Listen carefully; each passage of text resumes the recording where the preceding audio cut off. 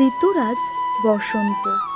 ভূমিকা: আমাদের দেশ ষড়ঋতুর দেশ। ঋতু পরিবর্তনের সাথে সাথে প্রতি বছর বয়ে যায় প্রকৃতির নব নব পর্যায়। কখনো তাপদাহ, কখনো প্রবল বর্ষণ, আবার কখনো তীব্র শৈত্যপ্রবাহ। এভাবেই প্রকৃতি রঙে রূপে ঝলমল করে, জেগে ওঠে নতুন আনন্দে। ভিন্ন ভিন্ন রূপে ও বৈচিত্র্যে বাংলার প্রত্যেকটি ঋতুই আমাদের হৃদয়ে বয়ে আনে খুশি। কালচক্রের সর্বশেষ ঋতু হল বসন্ত। বসন্তকাল তার ফল ফুলের রঙিন ডালি নিয়ে সকলের মনে দোলা দিয়ে যায়। 6টি ঋতুর মধ্যে বসন্ত চিররঙিন, তাই একে ঋতুরাজ বলা হয়। সময়সীমা: বাংলার সর্বশেষ 2 মাস ফাল্গুন ও চৈত্র নিয়ে বসন্তকাল।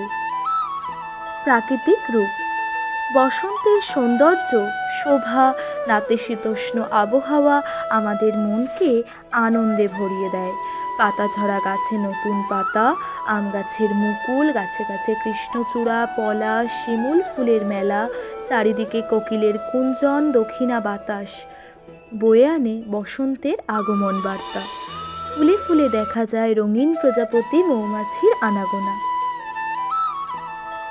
বসন্ত উৎসব: বসন্তকাল কবি ও সাহিত্যিকদের প্রেরণার উৎস হয়ে আছে যুগ যুগ ধরে। চমৎকার আবহাওয়া ও ফুলে ভরা গাছেদের কোলে উদযাপিত হয় বসন্ত উৎসব, দোলযাত্রা বা হোলি। মন মাতানো রঙের উৎসব ভেঙে দেয় সমস্ত জীর্ণতা, তাই বসন্ত ঋতু সর্ব অর্থে রঙিন। উপসংহার: বসন্তকাল সমস্ত দুঃখ কষ্ট ঘুচিয়ে মানুষের মনে বয়ে আনে আনন্দ, তাই কালচক্রে শ্রেষ্ঠ ঋতু বসন্ত।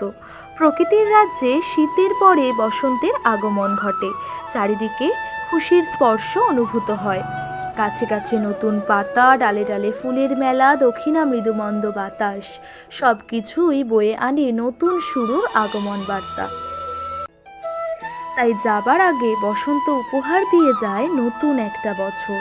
বৈশাখের আনন্দে বাঙালিকে মাতিয়ে দিয়ে বিদায় নেয় ঋতুরাজ বসন্ত।